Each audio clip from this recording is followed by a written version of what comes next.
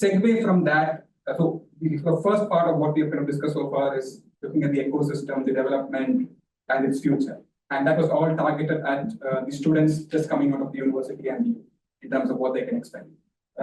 Two small other segues that I want to make is one for academic researchers. So there are the people in the audience who are also PhD students, university researchers, especially social science researchers. What insights do you have for social science researchers to engage with policymakers in terms of translating research into policy insights and practice? And also, how can we better conceptualize and frame our research right from the start, depending on the wants and the needs of the policy going forward? Professor, India is open to listen, and the sense I get is the bureaucrats are very open now. One of the days of closed mindset bureaucrats, you don't want even to talk to them. Now they're very open. And you must be seeing in papers also, the current government is also trying to recruit later entry people into bureaucrats. They want people, experts to come out and serve the government and go. So these are all good signs that tells us that outside opinion they are valued. Probably you are somebody in Glasgow doing a professorship or a student or a postdoc. You got something to say on social science. Now, of late, we are seeing that government is receptive to outside feedback. And second, Niti Aayog has done this extensive handholding with a lot of other agencies which is collaborating with government to solve social problems. But again, the problem I see is because of the nature of a federal democracy, and many times in India, you need somebody to give an introduction. That's a big problem. And that, how do we solve it? Yeah. I know you, you know me, I know him, you know him. Then somebody knows somebody, and they give you the first introduction, you go talk to them, and probably they give you the opportunity to work. So that is something that we as a country, we got to build a professionalism inside, where a simple email will do, where I judge you by your work, not by the connections that you bring to me. So that is also changing. It's all changing so much now. I see a lot of young people, they come, they work in political parties. With our party in Tamil Nadu, we have a lot of interns coming from different universities across the world. They want to come out for 3 months, 6 months, see whether politics suits them. If it suits them, they want to stay back and they go out. So they are trying to put their legs inside politics to see whether they want to be a politician. So we are open.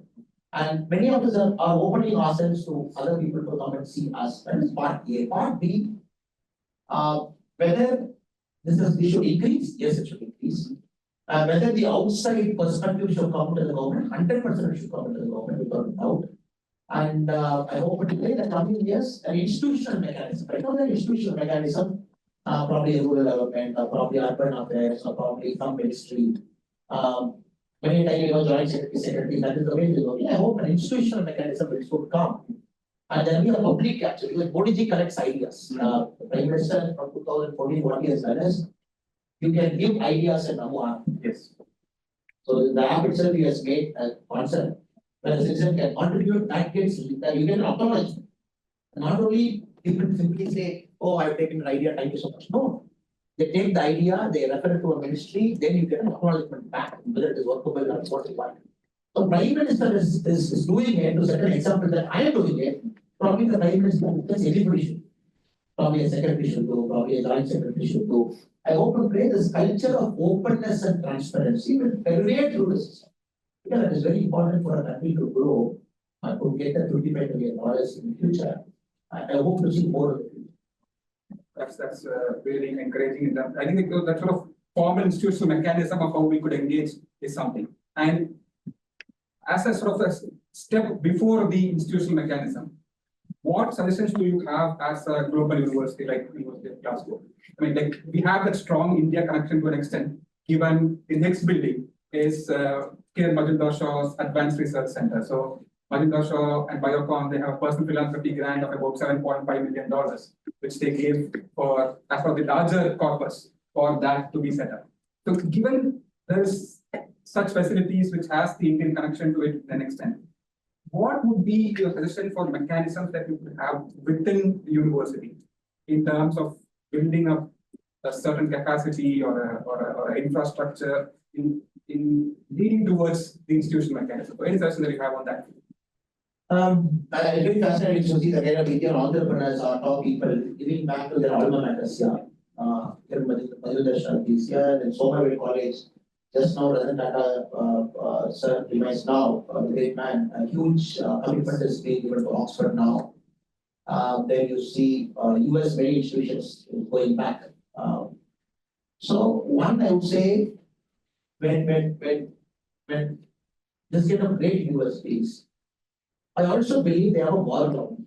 And 600 years, 700 years, they have a moral obligation to make sure that they try solving the global problem. And Oxford, I found it very interesting. They have something called Oxford Center for Sustainable Development Goals. It is SDG goals, United Nations. And they have a lab where they engage all the students in that lab. They try and solve problems in Africa, Middle Asia, probably South America. So it is purely voluntary mechanism. Students have to do it both their class and no credits is given to them. It's purely experience. They travel to those countries during their summer break or mid break. They do it and come back. So universities are doing it. I'm sure Glasgow will be doing it because it's a great university. But with India centric, I would only say if probably you and a group of professors can start a center here that looks at India's current problem, engages the Indian students in Glasgow first into that center. Probably they use all their brain through Glasgow University. Then this center ties up with the Indian government.